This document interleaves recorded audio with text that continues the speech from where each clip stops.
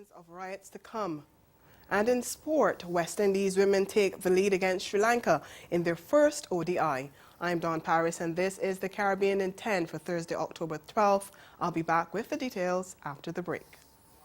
Grow your business or promote your event through the services offered by the Caribbean Media Corporation and CaribVision. Our distribution provides a platform on cable, terrestrial television, and websites. We cover carnivals and events from across the region. We can bring your event live and alive to the world. For music makers, program producers, businesses, we can expand your reach to in excess of 2 million households daily. Our other services include news updates to enhance your media products, studio space for program and development. We can facilitate the launch of new products and services and training. Contact us and we will help you unleash your creative ability, develop products and services, and provide the medium to watch them grow.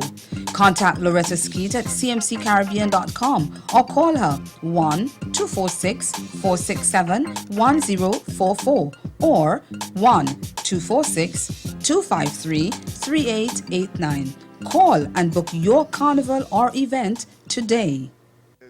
The police paid a recent visit to the Windward Tobago community of Glamorgan, but it wasn't because of an emergency. The police are seeking to create closer ties with local communities.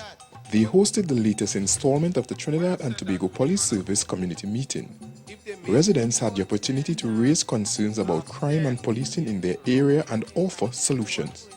The community says negligent parenting is a challenge in their area. They're also calling for greater police visibility.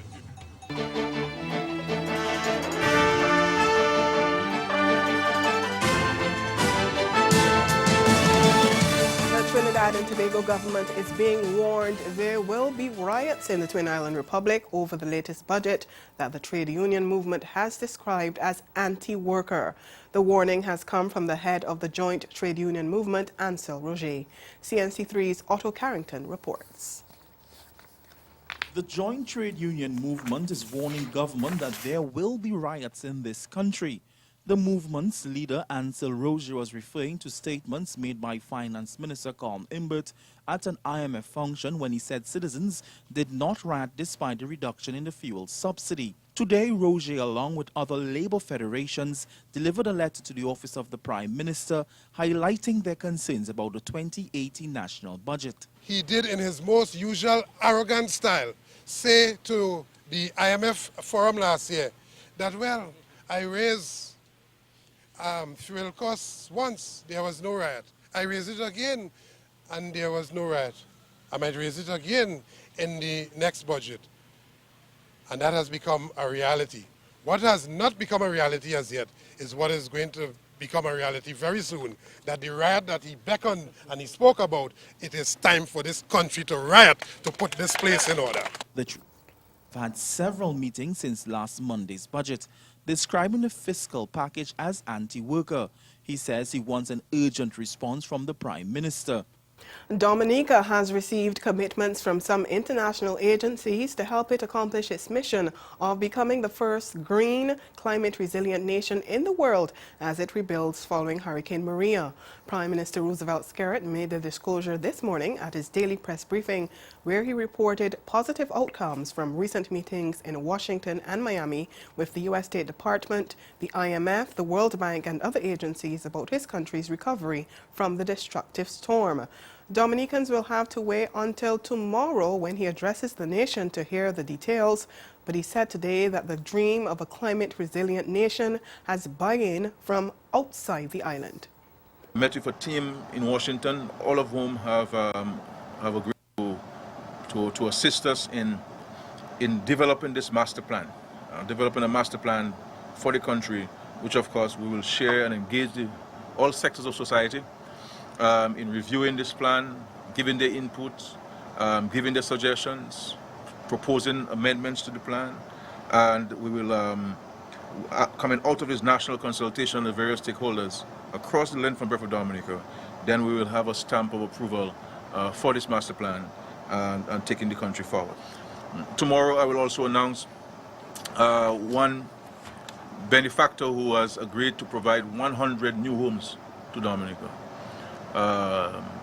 homes that can withstand Category 5 hurricanes, and take into consideration all of the energy efficient aspects. And that benefactor has also committed to building 2 new schools for it. The Caribbean has seen an increase in the number of Canadian visitors coming to its shores in the off-season, and Jennifer Hendry, Senior Research Associate with the Canadian Tourism Research Institute, told delegates at the State of the Industry Conference SOTIC underway in Grenada that the region should capitalize on that developing trend.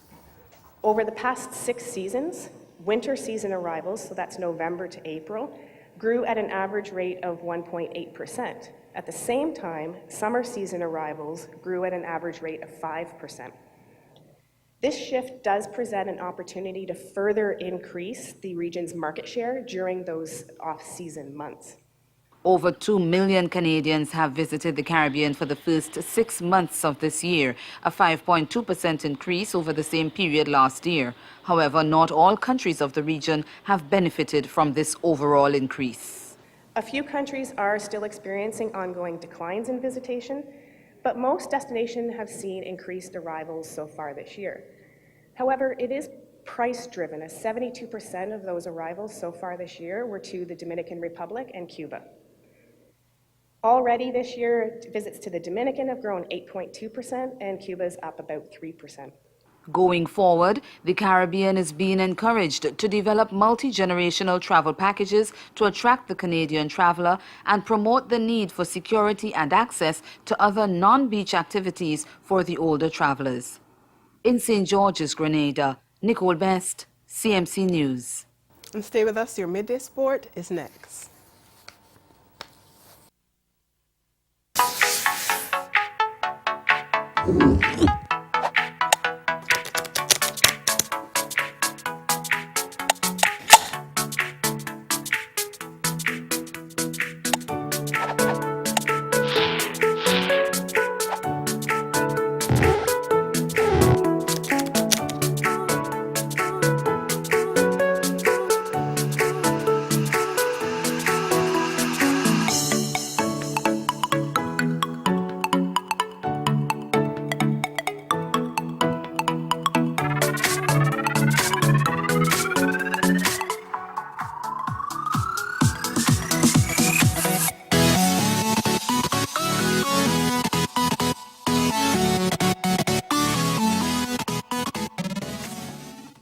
Nod your heads nice and big if you understand. All right, feel your eyelids. Notice how tight those eyelids are getting now. Sticking, gluing, locking shut. So I'm putting the super glue over those eyelids now. Sealing them, gluing them, locking them shut. The glue's starting to dry, getting tighter and tighter and tighter. Really feel it. Really experience it. It's happening. It will happen, and it's gonna happen, and it always does. It's pretty crazy stuff. To the point where it's completely, totally glued, locked shut, completely, totally glued, locked shut, and no matter how hard you think you can open your eyes, they're just gonna stay completely glued.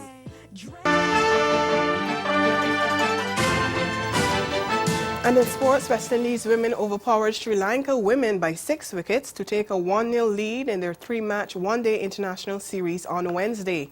Playing at the Brian Lara Stadium, they easily chased down 137 with 11 overs to spare, securing the result which handed them an important 2 points in the new round of the ICC Women's Championship. Former captain Marissa Aguilera top scored with an unbeaten 32, while Chilean Nation got 24 and Deandra Dottin and Haley Matthews 22 apiece. And that's Caribbean in 10. Join us at 6:30 this evening for Caribbean Newsline. Good afternoon.